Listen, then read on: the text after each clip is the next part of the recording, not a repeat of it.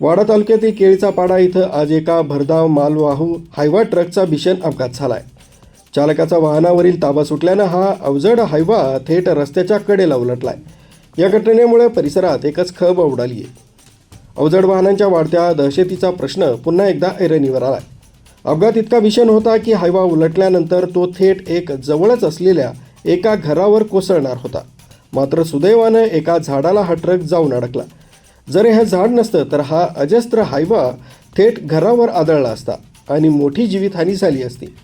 या अपघातात हायवाचं मोठ्या प्रमाणात नुकसान झालं असून घराचंही मोठं नुकसान झालंय। पालघर जिल्ह्यात सध्या सुरू असलेल्या प्रकल्पांसाठी खाणींतून मोठ्या प्रमाणात गौण खनिजांची वाहतूक होत आहे। मात्र ग्रामीण भागातील अरुंद रस्त्यांवरून ही ओव्हरलोड वाहनं यमदूतासारखी धावत आहेत।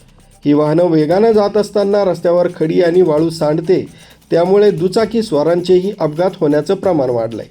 अशा बेजबाबदार आणि ओव्हरलोड वाहतुकीवर कोणाचंही नियंत्रण नसल्यानं नागरिकांमध्ये तीव्र संताप व्यक्त होतोय।